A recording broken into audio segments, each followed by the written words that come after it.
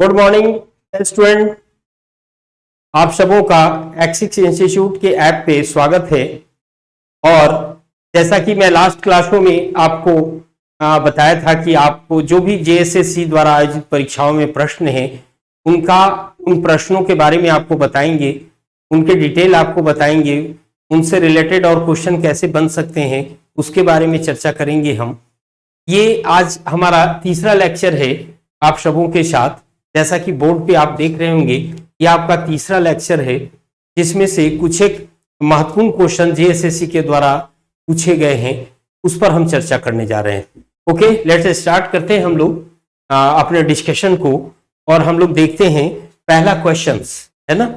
पहला क्वेश्चन हम लोग देखते हैं, निम्नलिखित में से कौन सा सऊदी अरब की मुद्रा है?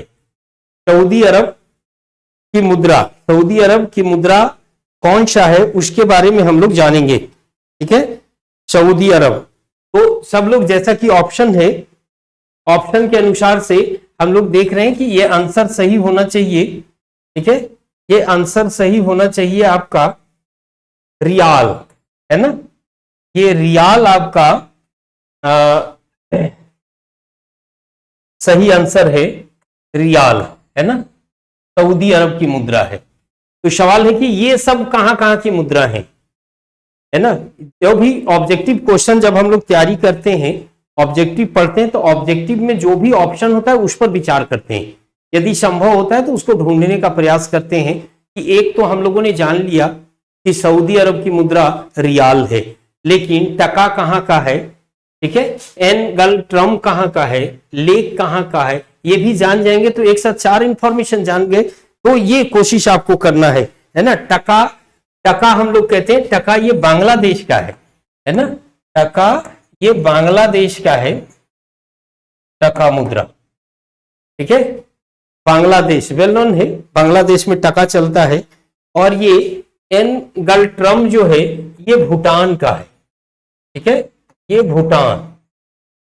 भूटान की मुद्रा है। और लेक आपका जो है वो लेक ये अल्बानिया का, एक अल्बानिया की मुद्रा है, अल्बानिया की, है ना। तो इस तरह से देखो, अब एक साथ चार देशों की मुद्राएं ध्यान में आ गई कि कहां कौन मुद्रा प्रचलित है। ओके, तो इस तरह से आपको ये काफी मददगार साबित होगा आपकी तैयारी में। ओके, नेक्स्ट क्वेश्चन हम लोग देखते हैं। नेक्स्ट क्वेश्चन देखिए, किसने नोबेल लिखा, है ना। एक नोवेलिस्ट का नाम आपको बताना है। ठीक है, और उसमें लिखा है the India I love. The India I love किसने लिखा, है ना। तो इसमें देखो नाम जो है, फेमस नाम, तो उस पर विचार करते हैं हम लोग। परीक्षा में ना प्रश्न बहुत इधर उधर का नहीं आता है, आपको मेन थीम ही रहता है, मुख्य प्रश्न ही रहते हैं, लेकिन और दो चार नाम दिए रहते हैं। तो सबसे पहले कोशिश करिए कि जो मुख्य नाम है उस पर विचार करिए। ठीक है, तो यहां पर एक फेमस नाम आपको दिख रहा है, रस्किन बॉन्ड। एक फेमस नॉवेलिस्ट हैं रस्किन बॉन्ड, और the India I love Ruskin bond की लिखी हुई पुस्तक है। ठीक है, रस्किन बॉन्ड की लिखी हुई पुस्तक है। तो इसका ऑप्शन सी होगा, द इंडिया आई लव पुस्तक के लेखक या इस नोबेल उपन्यास के लेखक रस्किन बॉन्ड है। नेक्स्ट क्वेश्चन आप देखिए। नेक्स्ट क्वेश्चन देखिए, मुगल सम्राट अकबर के पिता कौन थे, है ना। अकबर हम लोग जानते हैं कि अकबर जो है ना, अकबर का कार्यकाल है आपको, अकबर कब से कब तक शासन गद्दी पर रहा, तो 1556 से 1605 ईस्वी तक अकबर का पीरियड है ना। अकबर का पीरियड है। अकबर के पहले जो थे वो पहले राजा वो हुमायूं, है ना। अकबर के पिता का नाम हुमायूं, ये ऑप्शन आपका सही होगा, है ना। हुमायूं शेर शाह के साथ युद्ध किया था, और 1540 ईस्वी में हुमायूं जो है भारत से बाहर भागने पर विवश हुआ था। 1540 कन्नौज या बिलग्राम युद्ध के बाद वो बाहर चला गया, और उसको अमरकोट के राणा वीर साल के यहां शरण मिली। ठीक है, और वहीं पे हुमायूं जो है शादी किया। वो शादी किससे किया? हिंदाल के गुरु ना, हिंदाल के गुरु अली अकबर जामी की पुत्री से विवाह किया जिसका नाम हमीदन बेगम था, और उसी हमीदन बेगम से 1541 में विवाह किया। अकबर 1541 में विवाह किया, सॉरी हुमायूं 1541 में विवाह किया, और फिर 42 में अकबर का जन्म हुआ था। 1542 में अकबर का जन्म हुआ था। तो अकबर के पिता आपके हुमायूं हैं। क्लियर है आंसर? ओके स्टूडेंट्स, आगे देखिए, नेक्स्ट प्रश्न देखिए आप सब, है ना। कलिंग राज्य के विरुद्ध कलिंग युद्ध लड़ने वाले मौर्य सम्राट का नाम क्या है? तो कलिंग युद्ध बहुत फेमस है, ठीक है, प्राचीन भारत में बहुत निर्णायक युद्ध है, और वो है अशोक, है ना। अशोक अपने शासन के, ठीक है, 2-3 प्रश्न यहां से आप ध्यान रखिए। अशोक अपने शासन के 8वें वर्ष में, अशोक जो गद्दी पर बैठा था वो 269 ईस्वी पूर्व में बैठा था, है ना। तो अब ये अपने शासन के 8वें वर्ष में, 8 साल बाद, मतलब 269 में 8 वर्ष घटा देंगे तो कितना बचेगा? 261 बीसी में, है ना, ये कलिंग युद्ध हुआ। कलिंग युद्ध हुआ। अशोक अपने शासन के 8वें वर्ष में कलिंग युद्ध लड़ा था, ठीक है, कलिंग युद्ध लड़ा था, जिसमें कहा जाता है कलिंग युद्ध के बाद हृदय परिवर्तन अशोक का हुआ, और जो तमाम जो क्रूरता थी वो खत्म हो गया, और अशोक ने धम्म नीति का पालन किया था, धम्म नीति का प्रतिपादन किया था। ओके, तो कलिंग युद्ध 201। अब यहां एक और प्रश्न बनता है कि ये कलिंग युद्ध का वर्णन, है ना, अशोक के किस अभिलेख में होता है, किस शिलालेख में होता है? तो ये कलिंग युद्ध का वर्णन ना अशोक के 13वें बृहद शिलालेख जो है, ठीक है, 13वें बृहद शिलालेख में, बृहद शिलालेख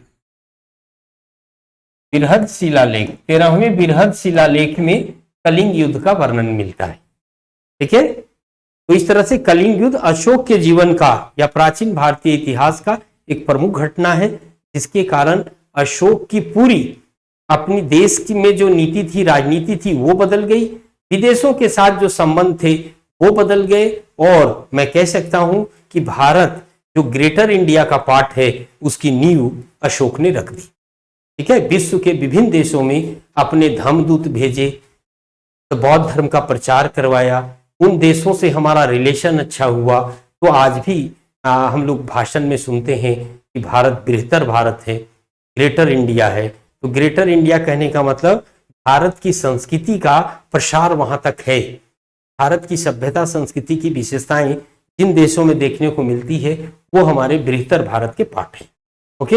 ओके स्टूडेंट्स, नेक्स्ट क्वेश्चन हम लोग देखते हैं, अगला प्रश्न हम लोग देखते हैं, और यहां पर देखते हैं भारत में भारत छोड़ो आंदोलन, क्विट इंडिया मूवमेंट, भारत छोड़ो आंदोलन महात्मा गांधी द्वारा प्रारंभ किया गया अंतिम अखिल भारतीय आंदोलन था।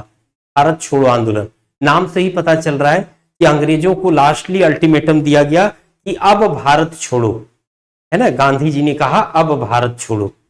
और इसी आंदोलन के दौरान गांधी जी ने एक नारा दिया था, डू एंड डाई, करो या मरो, है ना। उन्होंने साफ कहा कि आजादी प्राप्त करो या आजादी प्राप्त करते हुए अपनी प्राण त्याग दो। ओके, तो प्रश्न आपका कहता है कि आंदोलन कब शुरू हुआ था? क्योंकि ये परीक्षा में पूछा हुआ है, इसलिए इसके ऑप्शन पर हम लोग विचार करते हैं सीधा सीधी कि ये कौन सा ऑप्शन सही होगा, है ना। ये ऑप्शन गलत लिखा हुआ नहीं है, ऐसा नहीं समझेंगे कि ये मेरा बनाया हुआ क्वेश्चन है, ये जेएसएससी द्वारा आयोजित परीक्षा का प्रश्न है। तो देखो अब इसमें जो रियल हम लोग पढ़ते हैं या आपको मारना है, भारत छोड़ो आंदोलन ना 9 अगस्त को शुरू हुआ था।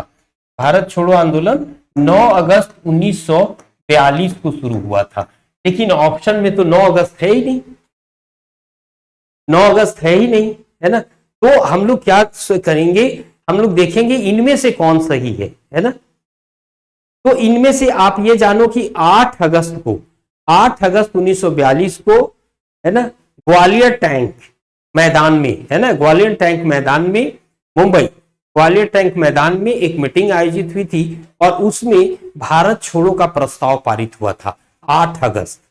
तो इस ऑप्शन के अनुसार से सबसे ज्यादा नजदीक 8 अगस्त है, तो इसको हम लोग मार सकते हैं। 8 अगस्त प्रस्ताव पारित हो गया, है ना। स्टार्ट कब हुआ, शुरू कब हुआ, तो इसका आंसर ये होगा 9 अगस्त, है ना। मतलब जो जेएसएससी ने क्वेश्चन किया है, या तो ये क्वेश्चन को बाहर करेगा या फिर 8 अगस्त को वैलिड करेगा। ठीक है, 8 अगस्त को प्रस्ताव पारित हुआ था, आंदोलन शुरू नहीं हुआ था। तो मे भी ये जो जेएसएससी है उसका ये प्रश्न गलत होगा, गलत है ये प्रश्न।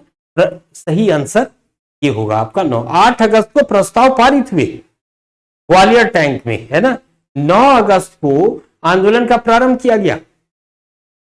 9 अगस्त को जितने भी भारतीय टॉप लीडर थे सबको गिरफ्तार कर लिया गया।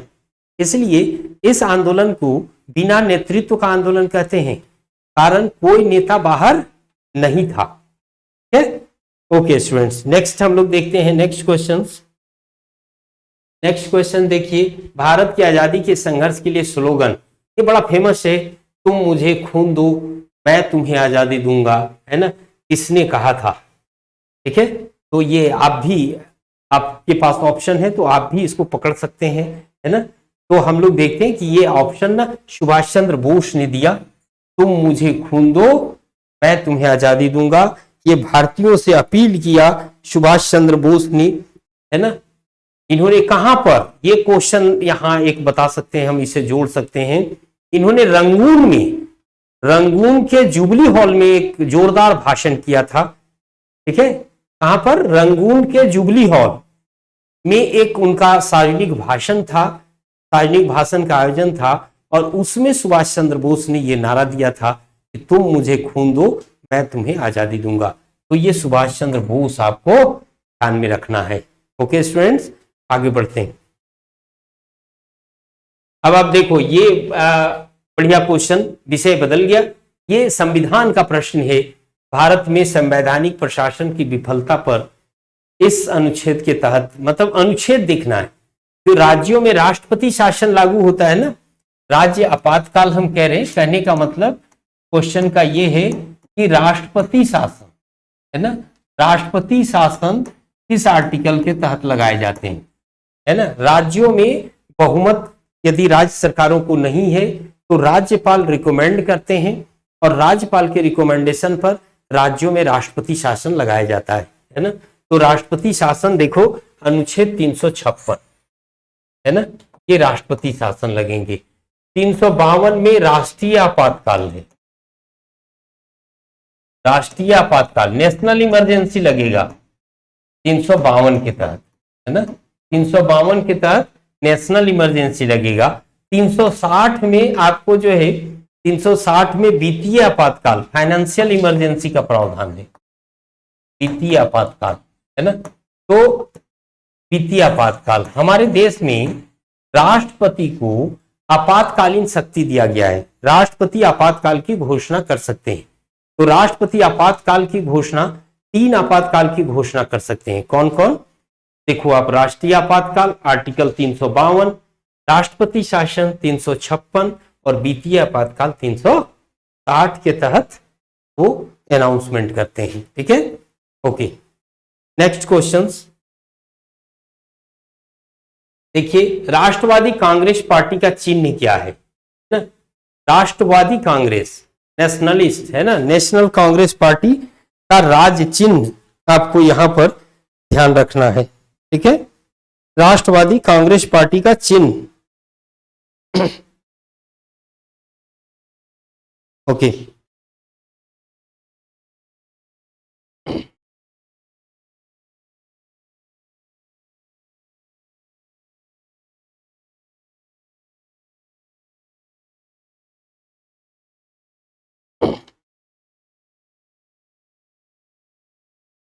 तो ये राष्ट्रवादी कांग्रेस पार्टी जो मैं कह रहा हूं, एक ये भारतीय कांग्रेस पार्टी नहीं है, है ना, ये भारतीय कांग्रेस पार्टी नहीं है, ये राष्ट्रवादी कांग्रेस पार्टी है।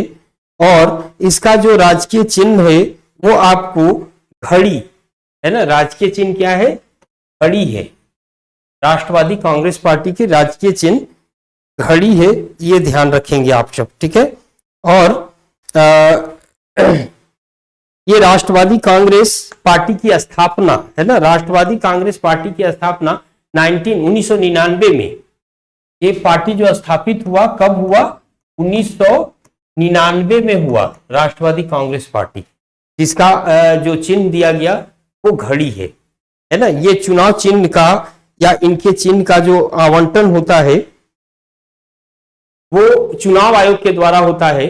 और मैं बता दूं कि ये राष्ट्रवादी कांग्रेस पार्टी का जो गठन हुआ था वो पीए संगमा है ना, पीए संगमा और तारिक अनवर ने मिलकर किया था राष्ट्रवादी कांग्रेस पार्टी। ओके, इसी को हम लोग राकंपा कहते हैं। राष्ट्रवादी कांग्रेस पार्टी को हम लोग क्या कहते हैं? राकंपा कहते हैं, है ना, राष्ट्रवादी कांग्रेस पार्टी। तो पीए संगमा और तारिक अनवर 1999 इनका प्रतीक चिन्ह या प्रतीक चिन्ह बोल रहे, इनका जो चुनाव चिन्ह है, पार्टी का चुनाव चिन्ह है वो है घड़ी है। Okay okay student, next question हम लोग देखते हैं। विश्व में फलों और सब्जियों के उत्पादन में, है ना, भारत का पोजीशन पूछा गया है। फल और सब्जी के उत्पादन में भारत का पोजीशन क्या है? ठीक है, फलों और सब्जियों के उत्पादन में भारत का पोजीशन, भारत बहुत सेक्टर में, है ना। पहला तो ये देखो कि इस तरह का प्रश्न जब रहता है तो मोस्टली वो उनका टॉप लीड यदि कर रहा हो भारत, तभी इस तरह का प्रश्न आता है। ठीक है, टॉप लीड कर रहा हो तभी इस तरह का प्रश्न होता है। ये कॉमन रीजनिंग है ना, ये कॉमन रीजनिंग है जो आपको समझ के रखना है। कैसा सवाल पूछ रहा है तो पहला विचार करेंगे, पहला तो नहीं है, है ना। तो आप जानो कि फल और सब्जी के उत्पादन में भारत का स्थान ना पहला है, फर्स्ट है, तभी इस तरह का प्रश्न उठाता है जनरल कंपटीशन में। जनरल कंपटीशन में यदि इस तरह का क्वेश्चन आया तो आप पहला विचार करिए कि भाई ये फर्स्ट होगा, तभी इस तरह का प्रश्न उठाया है ना। तो पहला मारने का, यदि परफेक्ट जानते हैं तब तो अच्छी बात है, और नहीं जानते हैं तो आप अपना रीजनिंग इसमें जरूर लगाएंगे। ओके स्टूडेंट्स, आगे देखिए, मिस वर्ल्ड खिताब जीतने वाली पहली भारतीय बॉडी बिल्डर का नाम लिखिए। मतलब बॉडी बिल्डिंग भी करती हैं और मिस वर्ल्ड का खिताब उन्होंने जीता है। तो मिस वर्ल्ड खिताब जीतने वाली पहली बॉडी बिल्डिंग करने वाली जो हैं वो हैं शर्मा, है ना, भूमिका शर्मा। भूमिका शर्मा का नाम आपको ध्यान रखना है, भूमिका शर्मा ये पहली है। ठीक है, भूमिका शर्मा। ओके, नेक्स्ट क्वेश्चन है आपका, नेक्स्ट क्वेश्चन है संतोष ट्रॉफी।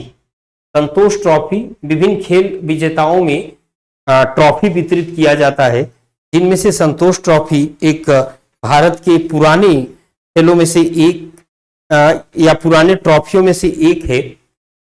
और वो किस खेल से संबंधित है? तो आप देखो फुटबॉल से संबंधित है। संतोष ट्रॉफी फुटबॉल से रिलेटेड है, फुटबॉल खेल के लिए संतोष ट्रॉफी दिया जाता है ना। अगला प्रश्न देखते हैं हम लोग। अगला प्रश्न है ना, आपको बोर्ड पे दिख रहा है, यहाँ इंग्लिश में दिया हुआ है pound, sterling, euro, rouble and US dollar, है ना। यूनाइटेड किंगडम, आई मीन मैं बात कर रहा हूं इंग्लैंड की, मैं बात कर रहा हूं यूनाइटेड किंगडम की, मैं बात कर रहा हूं यूके की, मैं बात कर रहा हूं, तो इंग्लैंड की मैं बात कर रहा हूं।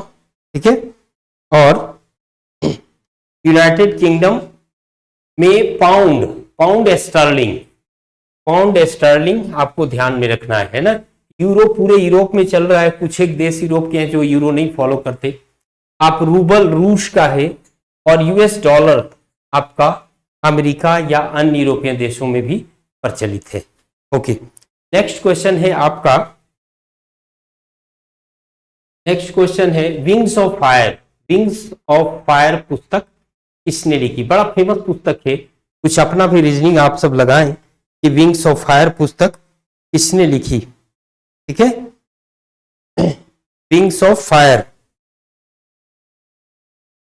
तो आप भी अपना जरूर लगाएं दिमाग, ताकि आंसर निकल के आए तो आप याद रखें, है ना। विंग्स ऑफ फायर हमारे देश के राष्ट्रपति, है ना, आप ऑप्शन से ही पता चल रहा है, सब तो राजनीतिज्ञ हैं, है ना। तो एक साइंटिस्ट यहां पर नाम आ रहा है आपका एपीजे अब्दुल कलाम। एपीजे अब्दुल कलाम ने विंग्स ऑफ फायर पुस्तक लिखी थी, जो हमारे देश के फेमस साइंटिस्ट भी थे, राष्ट्रपति भी रहे, और उन्होंने ये बुक लिखा। ओके, नेक्स्ट क्वेश्चंस देखते हैं। नेक्स्ट क्वेश्चंस आप देखिए, यूनेस्को द्वारा अंतर्राष्ट्रीय भाषा दिवस, इंटरनेशनल लैंग्वेज डे कब मनाया जाता है ना? यूनेस्को द्वारा अंतर्राष्ट्रीय भाषा दिवस कब मनाया जाता है, तो उसको ध्यान में रखेंगे आप।